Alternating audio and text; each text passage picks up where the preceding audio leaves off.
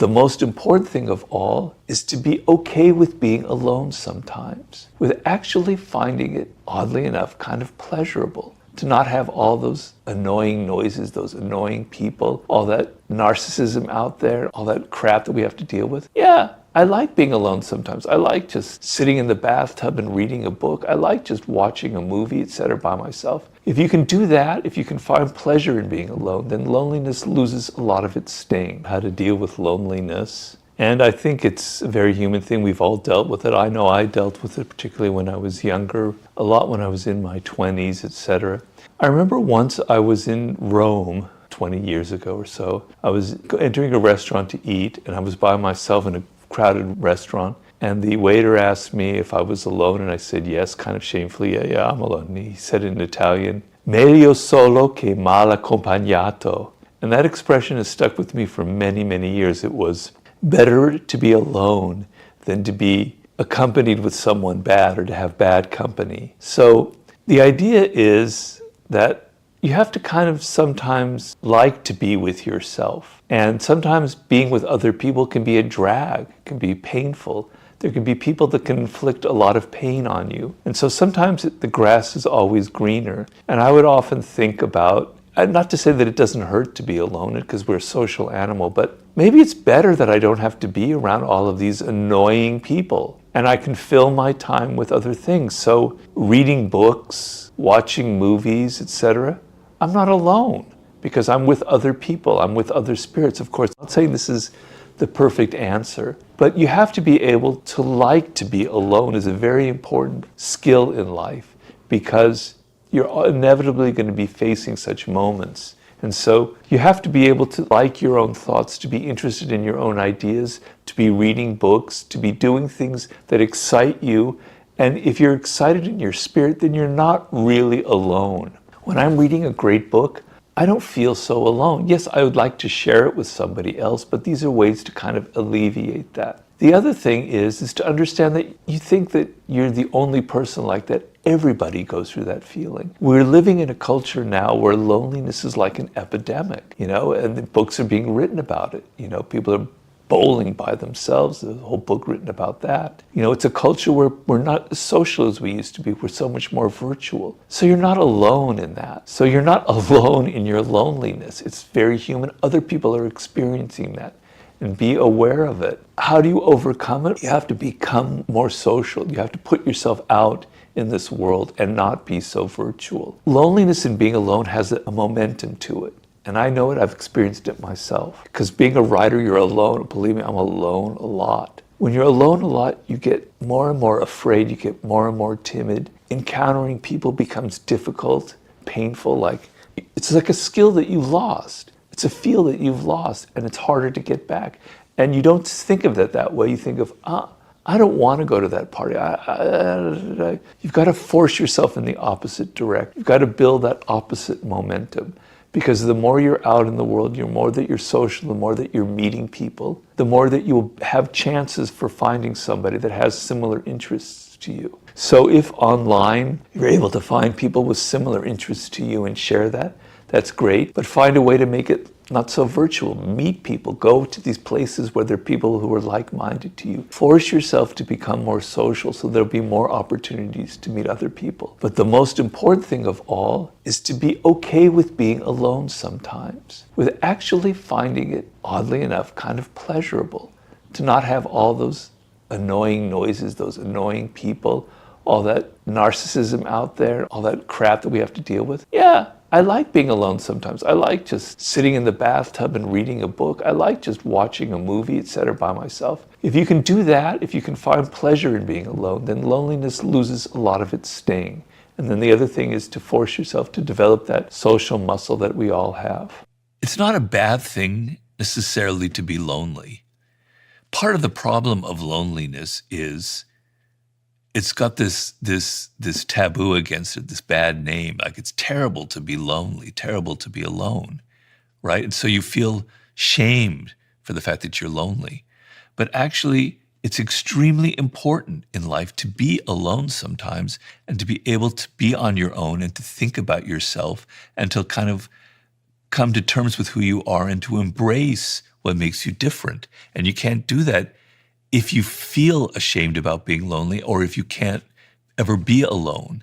So knowing how to be alone is very important. It's what will make you successful. It will bring you skills. So don't think of it as something necessarily terribly negative in your life. But the other thing is, you have to force yourself. You force yourself to go to the gym to develop muscles and become stronger. You have to force yourself to interact with people and get out of your phone and have real experiences instead of virtual experiences.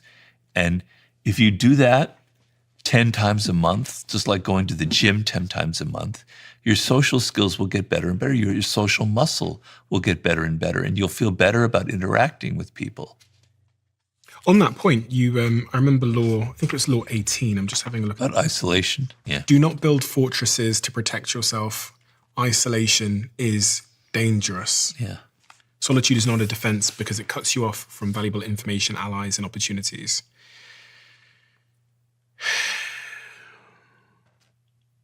There's a difference, isn't there, between being lonely and being alone? Because being alone is one thing, but the state of loneliness feels like it's a slightly different proposition.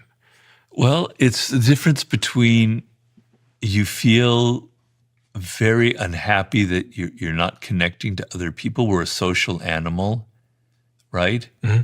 And you feel like people don't like you, they don't respect you, that you can't interact with them on a level that's meaningful. Whereas the feeling of being alone for me, wow, I don't have to be around ugly, idiotic people. I can just be by myself. I can read a good book. I don't have to interact with people whose ideas I don't like. I can just be myself and be as weird as I want. Wow, what a relief. I'm so happy being alone. Now, I'm not like that all the time. It would be terrible. But sometimes I do feel that way, and that's the difference, and that's a good thing.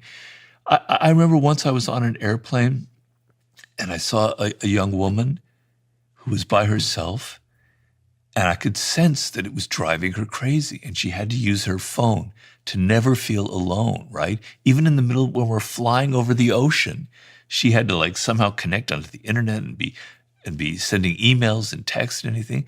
And I got this kind of desperation in her, this intuition, this feeling that being alone was just horrifying for her, and I think that's not a good thing. I think it's a terrible thing. So yes, isolation is bad. You need to be, you're a social animal. You're meant to be around other people. But if you can't be alone, you can't ever figure out what makes you different and what makes you unique. So you have to be able to play both sides of the game. To listen to that voice. Yeah. Inside, to turn inwards. Yeah. It is hard to turn inwards when you never have moments of solitude, I guess. When you said you were suicidal in your earlier years. Yeah. What lifted you out of that state? Well, I had a girlfriend who was very understanding, who helped me a lot. So I wasn't completely alone. And then a little tiny voice inside of me was saying, you have interesting thoughts. You're a strange person, Robert. I've always been strange. I never was like other people, and even in high school. I was always something off about me, which could be made me lonely, which can make me be a problem. But I kept saying, there's something different and off about you, right? And you have skills as a writer. It's going to happen someday. Don't give up, don't give up, don't give up. Keep trying, right? And so finally, I'm 35, 36 years old. I was in Italy at the lowest point of my life. And then I met this man there who was a book packager, Joost Elfers, and he asked me if I had an idea for a book. And suddenly, I almost get emotional just thinking about it. Everything just shifted inside of me. It's like, yeah, I could write a nonfiction book. And I just improvised what would turn into the 48 Laws of Power. He got so excited. He said, I will pay you to write the I forget what the word is, to sell it, and then I'll pay you to live while you write it. And so suddenly it went from darkness to light because I had a purpose. And all of my misery, I could take all of the bad bosses I had, all of the horrible psychotic bosses who were so stupid and so political and so manipulative. And I could go, wow, I've got all this material to write the 48 Laws of Power. All my worst experiences can go into this book. It all has purpose for it. I'm not saying that's going to happen to everybody, but I was literally at that moment before it happened, pretty much near rock bottom. And I asked my wife, what would have happened if this didn't turn out? Would I have committed suicide? Would I if I'd gone the same path and gotten into done some hack job, I'd probably be incredibly overweight and alcoholic, and I might have already died of a heart attack. Or maybe I would have found my way to something else, but it was a really, really low point in my life. Purpose. Yeah. It's crazy how it can lift you out of darkness. It can turn the lights on. Yeah. It's just so unbelievably hard to find for so many people. I mean, you're not going to find it in your bedroom necessarily, sat there thinking. But opportunities come. You just have to be ready for them. So I had this opportunity that came to me. And you might say, well, that's lucky. That's never going to happen to me. But it will happen to you. You're just not ready for it. You're just not recognizing it. Some person will cross your path that can lift you out of what you're doing, who could connect you. But you're not paying attention. You're not ready for it. You don't think you deserve it. So there is opportunity every day of the week. It's around you is what I'm trying to say.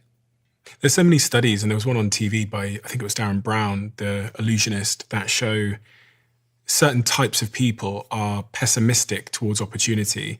And when you do studies and there's one particular study where they have a newspaper and they give it to one group of people who I think are pessimists and one group of people that are optimists.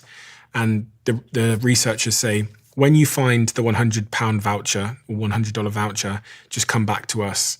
And what happens is they scroll through the newspaper and the pessimists never find it. But on the first page of the newspaper, it says, stop, go to the researchers now, you've won $100. The optimists find it. And Darren Brown did a similar thing, the illusionist, in the street where he put, I think it was like a £50 or $100 note in the middle of the street as they were walking down the street. And the optimists find it, they see it. But the pessimists just walk right past it. Yeah. I think it was a winning scratch card potentially. And that really opened my mind to like my state, my mental state, my psychology is determining whether I see these opportunities or totally miss them. And then it's almost this downward spiral because then I'll think, God, I'm such an unlucky person. Right. Without realizing that I'm playing a really important role in creating my own fortune or misfortune. Right. Yeah, I have a chapter in Laws of Human Nature about the nature of your attitude creates your circumstances, which is sort of the same thing you're saying, which is there are two kinds of attitudes that I talk about. One is an attitude that's closing, that's constrictive, that's narrow, and there's one that's expansive and open. You could call that pessimistic and optimistic. But the closed attitude is you're only seeing life through this narrow little spectrum where everything is bad, people don't like you, there's hostility all around you. And what that means is you're not seeing reality, you're creating reality. You're creating that reality. You're seeing it, and that's what happens to you. The expansive attitude is, life is amazing. All these incredible things are possible. I have hope. Any moment there could be an opportunity. And that's not reality either, but you're going to create that reality by feeling that way and seizing an opportunity, the smallest crumb of an opportunity. You're going to create those good circumstances. So by your attitude, you create the bad things that happen to you in life. One of the sort of adjacent points here about purposelessness, about loneliness, about the struggles and plights of young men in the world that they face and young women is the conversation around pornography. If you go on many of the social media apps these days, you will be exposed to pretty explicit pornography, whether you were searching for it or not. There's certain apps in particular where even if I'm scrolling on my feed, certain things will pop up and I get, Jesus Christ, I'm at work here. And I was thinking about this more broadly because the studies show that I think it's like 80% of men and about 40% of women in the United States use pornography. And I wondered if you had a view on how it robs us of the hard work it takes to form romantic relationships. Yeah. And if the act of consuming pornography is robbing us of the desire for the real thing. Well, it's an addiction, and you have to understand that you are being manipulated, that you are being programmed, that these people have figured out exactly the kinds of things, the kinds of images that are going to hook you, and you're being played. You're a fool. They're playing with you, just like Mark Zuckerberg and Facebook knows all the algorithms to hook you to the news feed. You're being played by the images they know how to create and keep you always wanting more. Just like fast food has all these tricks to constantly be eating their Doritos or whatever it is. Okay? But the other thing is, so I'm not going to preach and moralize about pornography from a prudish aspect of it, because I'm not a prude. But I have a chapter in the book that I'm writing on the sublime, on what I call love sublime, and the act of loving not God, not the universe, but another human being, an individual, man or woman, gay or straight or whatever it is, and how sublime that is. And what it is in that relationship, the boundaries between the two of you are allowed to melt, and your ego can soften, and you can feel their world and they can feel your world, and you have a connection that for a social animal is the highest form of connection. It's superior to a religious connection, I'm sorry. And what it requires is, we have the expression falling in love. And it literally is falling. It's like you fall. You're open and you're vulnerable and you're letting yourself fall. And when you're not, what stops you from doing that is you don't want to be hurt. You don't want to be vulnerable, right? Because if you open yourself to someone else, you're likely to get hurt. And so the moment there's a disagreement between you, or there's a moment where a friend says something nasty about this person you're interested in, you stop falling, you cut it off, and that romantic thing ends and dies. But if you get past that and you allow yourself to open up completely and you just keep falling, this incredible thing can happen. And I describe it to you, and I describe it, the dynamics of that and examples of that, and why for a social animal it's like the ultimate experience. And so pornography is completely robbing you of that, because love of another human being is a sense of enchantment, right? There's like this spark that's happening, this electricity, and it's obviously sex is involved, so it's a very physical relationship as well, but it goes beyond that. It also has a kind of spiritual component, right? But it's a sense of enchantment where the world becomes alive to you. Everything is beautiful in the world in those moments, right? Mm-hmm. And pornography is disenchanting you from everything. It's making it all mechanical and ugly, and it has no romance to it. It has no dimension to it. It's almost as if the two humans involved in it, or however, are like machine parts, right? They're not human anymore. And there's no emotion involved. There's no kind of spiritual connection. It's depressing. It's really, really depressing. When I see it, I feel really sorry that I experienced this, and I feel really sorry for the people who are in that industry. I find it really, really ugly and alienating. Now, I'm not, as I said, a prude, and I could watch a great movie with a love scene in it, and it's very exciting and beautiful. But the seduction element, the element of, I saw a movie recently, a Japanese movie by the great director Ozu from the 50s. And there was a man who was married, and he was about to have an affair with this woman who was kind of seducing him.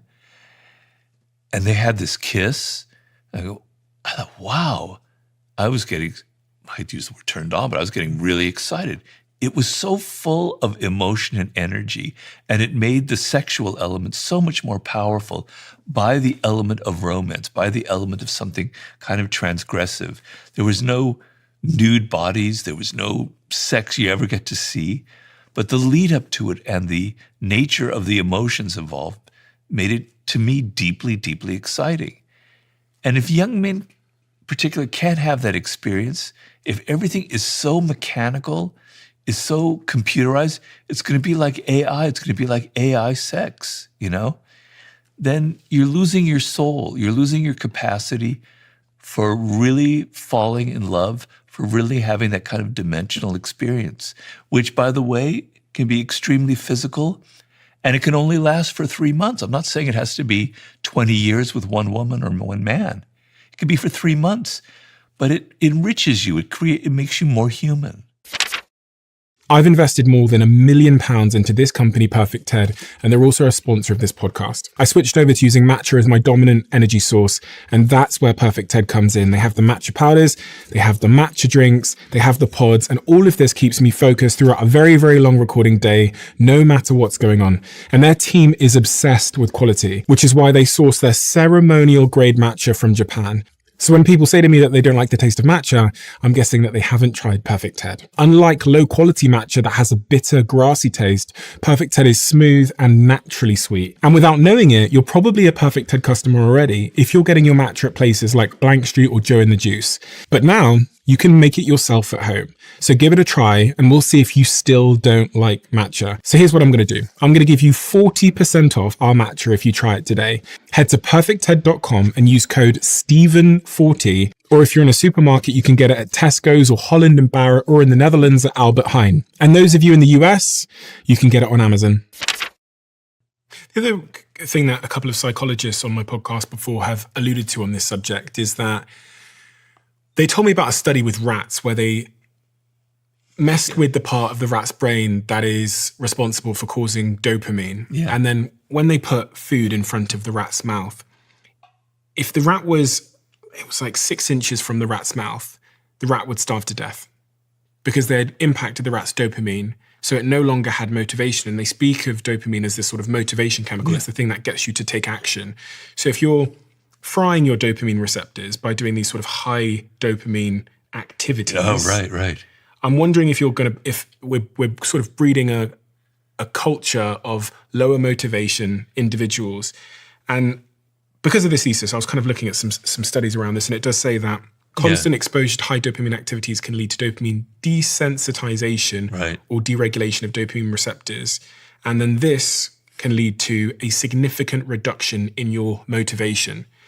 And there's multiple studies here that point in this direction. So I'm wondering how, when I look at some of the stats around purposeless and people having less partners and being more sexless, if there's a through line here that when you make dopamine easy through pornography, we're less likely to go in, get up out of our bedroom and take an action. Yeah, but it's not just pornography. There's too much of that in social media as well on other levels.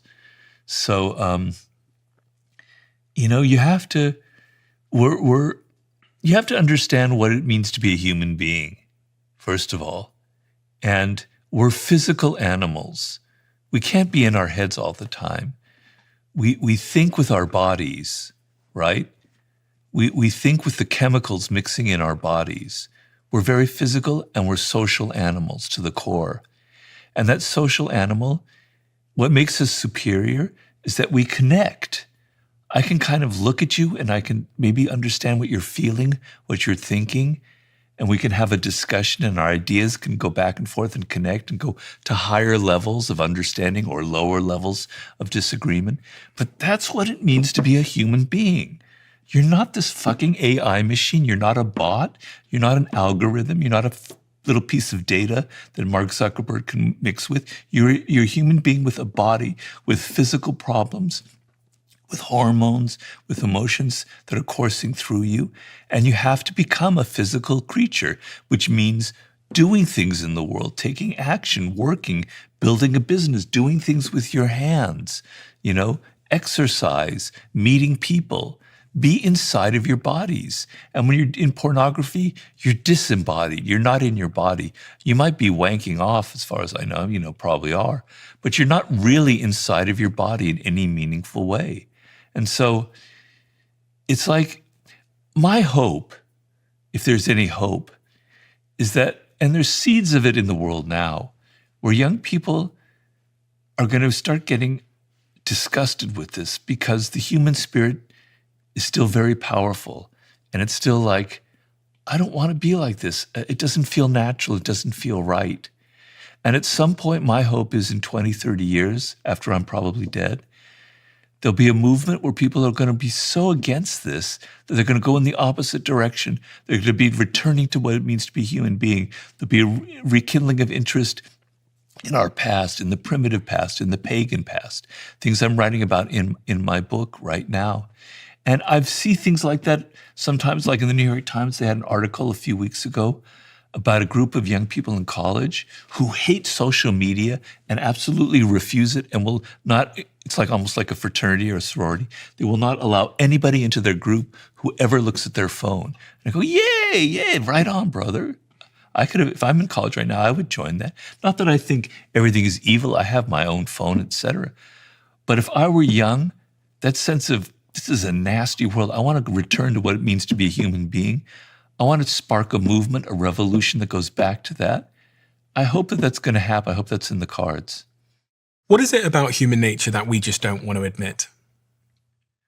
Well, first of all, we don't want to admit where we came from, our primitive roots, that we are animals, that before we invented language, we were living like any other animal in the outdoors, right? And I remember one day I was in Sydney, Australia, about 10, 12 years ago, and they had this amazing zoo. I hate zoos because I'm an animal lover and I think zoos are like prisons. But I wanted to see the strange, exotic animals there. And they had this amazing chimpanzee compound, right? Where the chimpanzees could kind of roam around freely. And I was fascinated, and I sat there for like 2 hours because it was like watching an office in Manhattan or something, where there was the alpha male and all the other males were kind of following behind him, like the CEO of a company. And I was looking around and I noticed all the people were like giggling and they were so embarrassed and they couldn't, they were laughing. That was their reaction. Because it made them so uncomfortable to see this animal that's so much like a human being, but is also still an animal. They were just so uncomfortable by it. It made me realize that we're very, very uncomfortable with that aspect of ourselves, right? The part that we can't really control so much, that isn't logical, that isn't rational, that isn't clean, doesn't, all these civilized things. So we're in deep denial of our animal roots. But we're also in denial of our own nature. So we want to imagine ourselves to be these kind of saintly, moral, rational creatures, always thinking about what's good for other people, and it's just a fairy tale. That's not the world as it is. It's the world more like I described in the 48 Laws of Power, where people are manipulative, where people are playing games. Not everyone. But everyone has a manipulative side. Everyone has a dark side. We actually are deeply irrational creatures. We don't want to admit it. We don't want to admit the parts of ourself that reflect this kind of animal nature, our irrationality, our aggression, the envy that we feel towards other people. It's always other people who are like that. So I give the example of narcissism, and I try to make the point in the book. In narcissism, I make the point that everybody's self-absorbed. When you're reading a book and you see your birthday happens to be there, it's just a fact, you're like, whoa, that's my birthday, because it's you, your astrological sign, that's me. We all are interested in ourselves. We're all self-absorbed, right? And when somebody suddenly talks about us, our ears prick up. I'm not moralizing it. It's just the truth. It's me. It's everyone. We don't want to admit it. It's always somebody else. It's always Donald Trump who's a narcissist. It's always Elon Musk who's a narcissist. Everybody has narcissistic tendencies. That's human nature, and we want to deny it. And should we be aspiring to not be narcissists? Or does one just accept their narcissistic tendencies and lean into it? Because much of what I read in the book about power is how narcissism seems to get you ahead to some degree. That's debatable. But I mean, look at some of the people that, we've been talking about that have reached the very top of the professional pyramid in life, the presidents and such, they've got narcissistic traits. And it seems Sure. And some of them are kind of what I call deep narcissists who are very problematic, and some of them are healthy narcissists. So a lot of artists are what I would call a healthy narcissist. So a lot of artists aren't necessarily the best people, right? They're not often, you wouldn't maybe want to be their friend. They're maybe not the most faithful person as far as a partner is concerned. But they put all of that narcissistic energy into their work, and they create beautiful things that contribute to humanity. Steve Jobs was not a very nice person, right? He was very aggressive, he was very assertive, and he was a control freak. But look what he created, okay? That's healthy narcissism. What's the first thing they tell you in AA? I've not been in AA, but I know it. It's admitting that you're an alcoholic. Okay. If you can't admit you're an alcoholic, how are you ever going to stop being an alcoholic? You first have to admit it. So if you want to stop being a narcissist, you have to get on your hands and knees and admit that you are a narcissist. Because if you deny it and you say everybody else is, if you can't look inward, how can you ever change that? And even the most saintly person on this planet, the Mahatma Gandhis, the Martin Luther Kings, they had definite, strong narcissistic tendencies. There are no saints in this world. Everybody have these tendencies. So get off your high horse, look inward, and see those traits that are narcissistic within you. What if I'm dealing with a narcissist? Well, who isn't? In this world today, you're always dealing with a narcissist. What do I do about that? Because I was thinking about some of the laws in your book where you say things like don't outshine the master. Yeah. If I'm dealing with a narcissist, should I hide my strengths and my weaknesses in order to sort of pander to them and not outshine them? Yes, but as part of law number one is, this is the great thing about being a human being. You can do two things at once. You can be consciously playing the game of, I'm not going to outshine him because he or she's going to fire me because I'm going to make them feel insecure. But at the same time, in my head, I'm going, that person isn't better than me. They don't deserve their position. They're actually kind of incompetent and stupid. And someday, by being loyal and learning from them, I'm going to rise up, and I'm being smart because I'm a social animal. And then at that point, I can just say, get away from me. I don't need you anymore. I'm better than you. You can outshine them, but you play the game. But the worst thing is if you internalize it and go, I actually am inferior. I'm not going to outshine because I'm not a good person. I don't deserve it. And then you've internalized this sense of inferiority, and it's going to haunt you the rest of your life. So you can play both sides of the game at the same time. You talk about acting in life to get ahead. Do we have to be actors, in your view? Well, this is where I start getting a little bit cranky, Stephen, because everybody's an actor, right? Nobody admits it, though. When you're 3 years old, you're already acting, right? You're crying because you're trying to get your parents' attention. You're making trouble with your siblings because you're trying to get something that you want. You're learning to be manipulative. Children are very manipulative. Children are consummate actors. They learn that they can get what they want by behaving a certain way. If I'm an angel, mommy will give me this, that, and the other thing, even though I know I'm not an angel.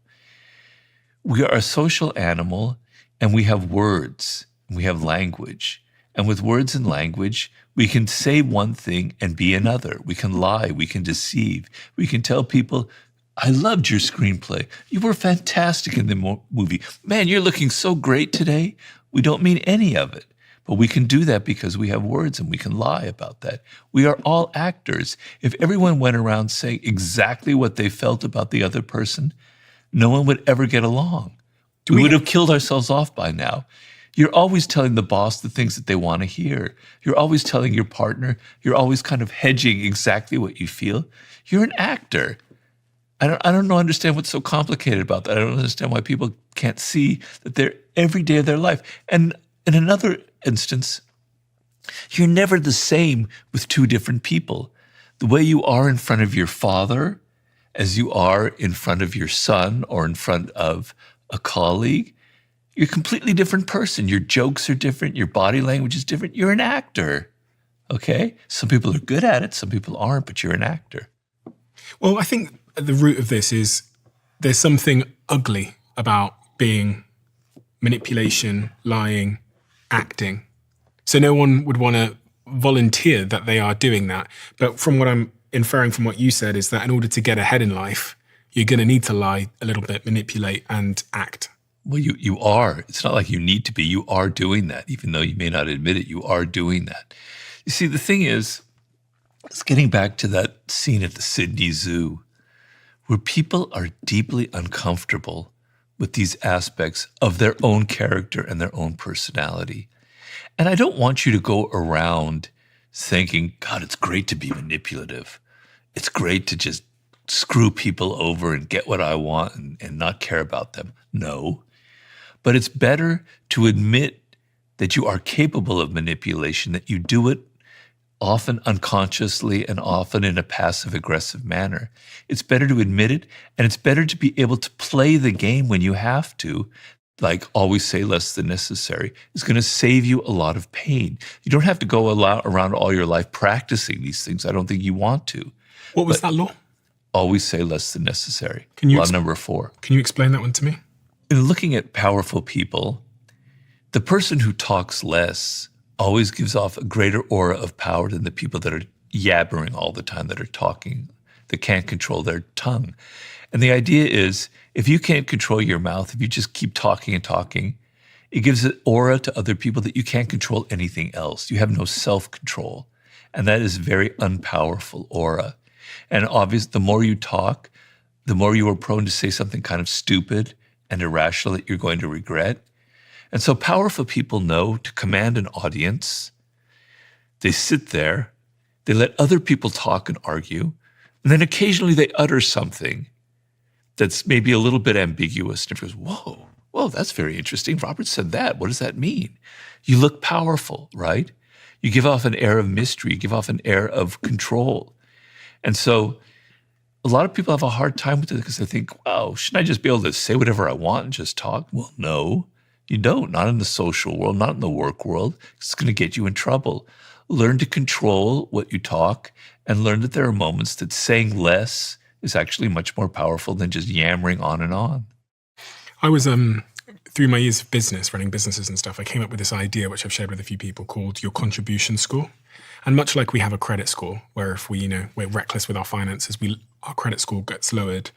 I think the same applies for the contributions we make in group settings, but just generally the contributions we make. And I came to learn this over time because in one of my offices many years ago in a different company, there was this one individual who in the meeting rooms would, when people were brainstorming, before they'd thought of what they were going to say, they'd interject and say, what about if we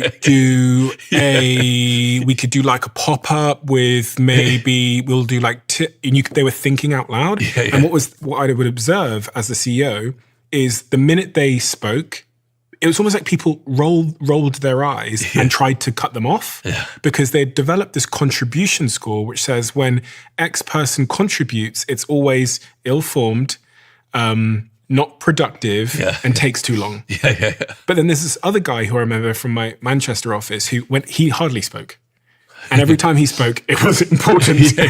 So the minute he starts speaking, it's like the room shifts towards him. It's like with bated breath. Exactly. And so there's an art of protecting one's contribution score. Yeah, I remember 50, I would go to meetings with him. 50 Cent? Yeah, and he would hardly say anything. And people would be trembling. My God, he's not talking. He's not saying he's interested in my ideas. He'd just sit there back with this kind of wry smile on his face. And then when he'd say something, they would let out a breath. He's saying something. It'd be very short and curt. But he completely commanded the room because he just sat there as if he wasn't really happy with what people were doing. And it made them compete to make him happy. Interesting. Really interesting. He's a master of the 48 laws of power. The other law that I was thinking a lot about, if we're jumping back to the laws of power, is let others do the work, but take the credit. Your face when I said that. Well, some of the 48 laws is irony, and, people have to be able to understand and read what's ironic. So, like I have a chapter in there, play on people's need to believe to create a cult-like following. And I'm not really saying go out and create a cult. I'm showing you why you might be in a cult right now, because this is how cults operate. Okay, so when I worked in Hollywood, I worked at one point for a film director. And we had this process where we would sit in a room and we would talk about the story. And we would discuss the dialogue stuff. And I would give all of this dialogue and ideas in there, and he'd be writing it down.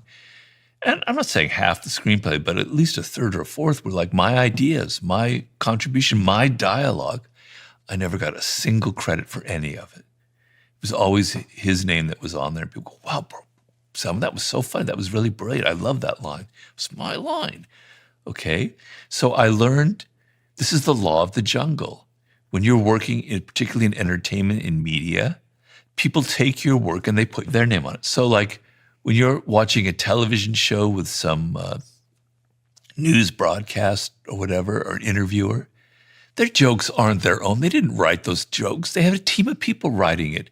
All those great facts that are coming up, a team of researchers are putting it there. You never hear their names. You never know who they are. They took their work and they put their name on it. That's the law of the jungle. And the law of the jungle is don't get upset about it. It's part of the game. I got upset when that happened. I didn't say anything. I didn't do anything, but I got resentful. Nobody's recognizing my work. Whine.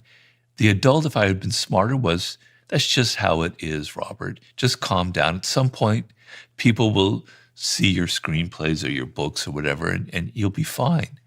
But I'm trying to show you this is how the world operates, and don't be so naive, and don't think it's not like that. And if you had kicked up a fuss, you might have accidentally outshone the master. Oh, I've been fired.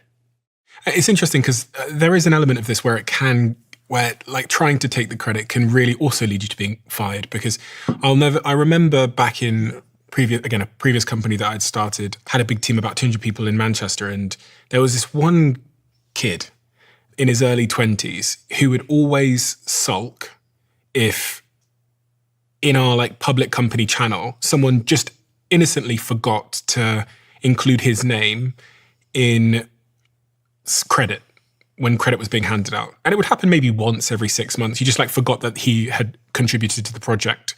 And that happens in all businesses. People don't tag you sometimes. And I remember hearing that he was outside on the steps bitching. That's the best way I can describe it. Just like complaining to other younger team members that he hadn't been included in that message. And it developed this horrible reputation for him as someone that was always complaining and always trying to take credit, because it's ugly to be seen as trying to take credit. Well, so if you read the law carefully, it's really about how powerful people use this. So if you're an underling and you do the work, you don't want to take credit for it because it's going to get you in trouble, right? But powerful people have used for centuries the labor of other people and put their name on it to make themselves look powerful and to make them seem like they've got endless energy. Okay, so you have to apply that law with intelligence. If you're an underling and you're doing some project, it's a group project, don't go out there and take credit for it, because people are just going to laugh at you and you're going to make a terrible fool of yourself. So every law has a context, but that's powerful people use that law. And if you don't think that's how it operates, I'm sorry, but you're in for a world of pain. I think there's an overarching thing here which can be discovered in your other book, The Laws of Human Nature, about mastering your emotional self. Yeah. Because none of these things are going to be possible if you don't have mastery over your emotions. I'm not going to be able to refrain from snatching credit. I'm not going to be able to not outshine my master if I don't have this sort of foundation of emotional control. Is that true? Is emotional control really where this all begins? Yes, it is self-control. Of course, you can take it too far where you have no emotions and you're just a cold fish out there. It's good. Emotions are important. You're not going to write a book. You're not going to start a business unless you're excited, unless you have that emotional energy. So I'm not talking about stifling your emotions. That would be incredibly counterproductive and unpowerful. But there are emotions that are going to get you in trouble, particularly as a social animal. So it's not like you stifle your emotions. You learn how to channel and control them. And you learn that certain behaviors are going to be read as unpowerful, as hysterical, as somebody who can't get things done, as ineffective, incompetent. So as an actor, you learn to sort of present the right front, the right facade. And that requires a degree of emotional control. Yes, for sure. It's very important. And it's not easy because when you're young, particularly, you're wired to be emotional. And you're going to learn this the hard way, which is how I learned it. I'm trying to teach you some lessons so maybe you won't make as many mistakes. But it's a hard thing you learn, and you learn it by the mistakes you make, by saying something foolish that costs you your job, by outshining the master that costs you your job. You learn it from the mistakes you make. Is there any practices that you know of that would enable me to increase my self-awareness? Because, you know, we're all going through experiences in life, but it seems that some people are learning from those experiences and becoming more wise and more effective, and then other people are kind of repeating the cycle over and over again. And I think I ask this in particular because you're a writer. So you spend a ton of time thinking about what's happened to you, your jobs, experiences, your feelings. If you do a foolish mistake, there are two ways to go. And the common route is, that asshole, they screwed me over. It's their fault, you know, right? Or I made that mistake, but you know, if circumstances had been better, if I had more money, if this person supported me, it would have gone well. That's what we naturally do. And that's the kind of person that never learns from life. So your first instinct must always be, and not your first instinct, I correct myself, your second instinct, because your first instinct is always going to be that. There's a great book, I can't remember what the writer's name was, Mistakes Were Made But Not By Me. I recommend that book highly. It came out about 10 years ago. I think it's Elliot Aronson. Oh, yeah, I know him. Very good book. Anyway, your first instinct always will be, it was a mistake, but it wasn't mine. I'm not to blame, all right? Everybody does it. I do it. Your second instinct is to step back and go, whoa, wait a minute. That's not right. I'm fooling myself. Actually, I played a role in that, in what happened there. And what is that role that I played? What could I have done differently? Maybe it's very subtle. Maybe it was something in my body language that turned people off, that made them not like me. Or maybe it was something I said or I did that could have changed the circumstances. What is it that I did? Then you can learn from the experience.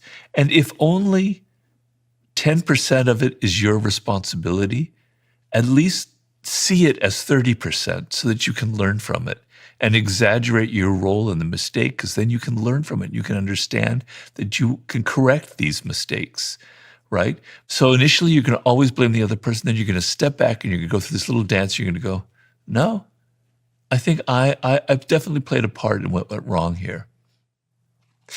Things go wrong and we leap to blame. And once we leap to blame, we often leap to revenge. Yeah. We want to take revenge. We want to right the wrong that's happened to us. We want to correct the injustice. And you talk about this as part of human nature, but also give us some advice. I think it was actually in the Law of Power book about, I think it was Law 36. When we feel like we've been wronged, Robert, when we feel like there's been an injustice, what is the best course of action? It depends on the wrong and in the injustice. So let me give you an example. Yeah. Someone at work said, I heard they said something to my boss and it's cost me my promotion, and they're talking about me behind my back, and it's annoying me. Well, there are several avenues that you can go. Everything depends on circumstances. So if you're going to be a strategist in life, which is what I recommend, you have to look at the particular parameters and not just go, there's one answer. There's several possibilities here. So number one, maybe you're in an awful job with awful office politics. I have a thing that I get talked about in one of my recent talks of you can scale a culture of a group on a scale of 0 to 100, 100 is what I call a reality group, where people are only interested in getting the job done and everything is on results. 0 is where everything is political and everything is personal and everything is about who knows who and how you brown nose your way with the boss, okay? So if you're at a company that's at that 20% level, then get your ass out of there, okay? You have a colleague like that, but there are probably other colleagues like that, and that person is probably always causing problems. Do you need to be at this job?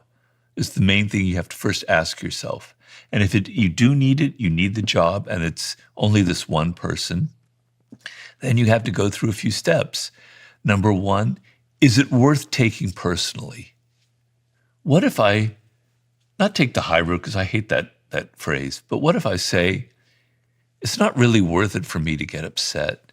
It's better off in the long run to just act like, it didn't happen, and to end up getting the promotion on my own in a different way and proving myself that success is the best revenge, and how can I get there kind of thing. Ignoring him or her and what they did and only focusing on what you can do to get back, to get the promotion that you deserve. The third possibility is sticking it to this other person, which is always something that I think is something you might have to consider doing, right? Which is playing the game back at them. So when you're dealing with people who are unethical, like a Putin kind of type, where they're willing to do anything to get power and you're not, it's asymmetrical warfare. They have more options than you do, okay? This person that did that to you, they're going to do anything for power, and it puts you at a constant disadvantage. What do? You have to do what they have in warfare called a deterrent strategy. You have to show this person that you're not somebody you can mess with, that you're going to do something to hurt them, but it's controlled and it's a one-time thing. You're going to damage their reputation. You're going to spread some nasty rumor about them. But you don't have to feel like you're lowering yourself. It's just, I'm doing it one time to show them that from now on, you better not mess with me because, damn it, I've got a gun in my back pocket and I can use it. You can't just roll over because they're going to keep doing it to you time and again. So you've got 3 options and you've got to choose what's the best one. If you hate your job and you can't get around this person, quit. If you don't feel comfortable going the low road, and if you think it's a better strategy in the long term for you and your soul and your safety to simply focus on your job and get revenge that way, that's probably the best solution of all. But sometimes you need to have a shot across their bow to say, look, you can't attack me because if you do, there are going to be consequences to pay. Because these types of people, they prey on those who seem weakest, right? Predators love prey. Yeah, but if you do the option number 2 and you show that that they didn't affect you and you kind of act like it didn't matter sort of thing, but you still work hard and you're still doing your job, they're going to wonder like, that's pretty impressive. That's interesting. This person has self-control. And they're maybe going to be afraid of you in that sense by the composure that you show them. So everything depends on who you are, your nature, and the nature of this Machiavellian character that you're facing, But be alive to the moment and the circumstances and play for the long game. So sometimes the long game means showing that you can mean action because then they're going to leave you alone for the next couple of years. When we zoom out on what's going on in the world, a lot has changed. A lot has changed. One of the things that's changed is our society, as I think I've heard you say, is less united by some of these great myths of religion and, I've heard you talk about democracy and all these kinds of things. And as a result, people no longer believe in the same ideas because every form of authority is now under question. And you're someone who studies history. You're someone that understands the cycles of history. What cycle of history are we in at this moment in time? And how does one navigate it? Well, you have to take a big picture, especially if you're someone like me who studies history a lot. So there are always these moments in history of cycles of chaos and it could be caused in the past by a plague, by some terrible war that goes on, like the 100 Years' War in Europe, where people feel genuinely powerless and helpless, and there's a crisis of meaning in the world. And I could point to specific moments in the ancient world, in Asia, in Europe, but it goes on and on. It's a cycle that happens. And when people feel powerless and helpless, and there's all this chaos going around them, then they tend to be attracted to authoritarian figures, to easy solutions. They get much more irrational. They're much more likely to fall for cults and for belief systems that offer simple solutions and easy one-sentence answers, like "Make America Great Again" kind of thing, you know? Wow, that's simple, it's easy. Yeah, we'll vote for that, right? So in moments of chaos and helplessness, people are going to grab for something that anchors them, that gives them a sense of meaning, right? But it's often something very, very dangerous. So we're in a moment like that right now, I think, around the world. It's not just the United States. Believe it or not, things can happen under the skin and are subtle, like climate change.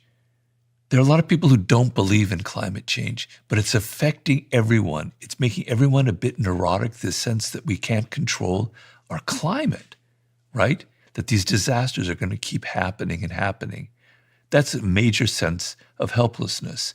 The global economy, where now your business is at the mercy of something that's going on in Indonesia or Japan or China, is a tremendous sense of helplessness and a lack of control. And your political figures don't seem to be responding to you in any way. Like their actions, their talk doesn't lead to the kind of results that you want. So you're very prone to following what demagogues say, who offer you like easy solutions.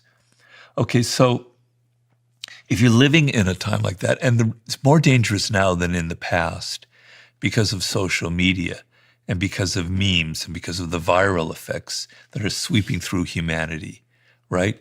They didn't have that during the bubonic plague, during the 100 Years' War, during the French and Industrial Revolution, which was another period of incredible dramatic change in Europe at the turn of the 19th century, right?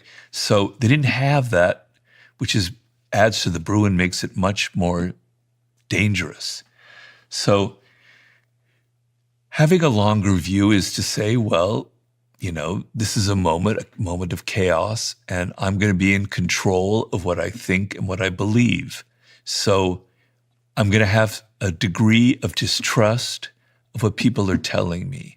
I'm not going to get so emotional when people start saying, this is what's evil, this is what's wrong with the world. And to be very, very, very wary of people with simple solutions who say, if we just do this one thing, everything will be great. If we just add tariffs, if we just get rid of all the immigrants, America will be fabulous. These are fairy tales that are being peddled to you. I'm not trying to be political because the other side peddles their own kinds of fairy tales. Believe me, I understand that. Can I ask you a question about Sure. this book, which is kind of linked to what you're saying now, the 48 Laws of Power? What demographic emails you the most about the book? Young men. Young men voted for Trump. I know. You're someone that I sense, and from what I've understood from my research, isn't a big fan of Trump. And so what do you say to those people about why you have that position and what they're misunderstanding potentially? The thing I do want to say is that you want to be able to think for yourself, okay? So let's say you think Trump is the answer. He's going to solve all of our problems. Well, be capable of stepping back and going, maybe some of the things he's doing I don't agree with, aren't right. You know, have some discrimination, have some self-distance, be able to criticize your own side. So I'm on the left, on the Democratic liberal side. They are buffoons, they are fools, they are absolutely incompetent, and I'm not afraid to say it. They make terrible mistakes. They blew this election. They're stupid. And it's painful to say that because it's the side that I support. But I do not believe in everything that they promote. There are things I disagree with them on them. Some of their woke policies I just find are ludicrous. Okay? So be able to stand back and say, I don't agree with everything he says. Have some dignity, have some self-worth, say that I can think for myself and not get so emotional, right? So you think being masculine and being a bro is just say, oh, Robert, F you, you're such an idiot. You're so blah, blah, blah, blah, blah. Put YouTube comments because I get them all the time, F you, you can fill in the blanks, right? That's not being masculine. That's not being tough or strong. That's being an idiot because you're not able to think for yourself, right? Being emotional isn't masculinity. Masculinity is self-control, I'm afraid. Being masculine is being able to step back and go, this isn't necessarily the right thing to do. I have to think about it. I have to do something that's more productive, that's positive. I have to criticize myself sometimes. Weak people can't criticize themselves. So if you're listening to me, at least be willing to say that maybe some of my ideas are wrong. My ideas and your ideas, right? That to me is strength. That to me is a masculine virtue. Being able to criticize your own side and not get always so emotional and overheated and leaving nasty YouTube comments, as I'm sure I'm going to get right now. You made me reflect on something I read the other day. I think it was on X. And it was a study that shows that when the more testosterone you have, again, which we can use as like a proxy for masculinity, in studies, you're more likely to think for yourself. So they had two groups of people, Whoa. and they gave one group of people testosterone. I think it was a group of men, testosterone. They both had to do this test. And the ones who had the higher testosterone levels had been given the artificial testosterone. They were less likely to cave in to external social expectation. Wow. Which I thought it's a proxy for what you're saying, which is right on, potentially yeah, real masculinity is having the strength of your own convictions and being able to ignore social pressure to conform. You talked about wokeness in the left and how they messed it up. Yeah. I consider myself to be, I'd say apolitical, but it's more, it sounds like a strange thing to say. I can just see the merits in things on both sides. So I really struggle to identify with a side. Sure. I think, okay, that's good for the economy. That's good for different social classes and stuff. And so I also just have, I think, a very strong negative reaction to the binary choice that you're kind of forced to make. Yeah, right. I agree. I've always kind of stayed out of it in that regard. Good. But in terms of this wokeness and the way that the left have screwed it up, what have they got wrong? Well, and what's Trump got right, I guess? Well, I don't know. It's too painful for me to say what Trump got right. Well, you've got to be able to. I know. Well, he is. I'll tell you what he gets right and what he's really brilliant at, which is communication and messaging. So the Democrats completely suck at that, right?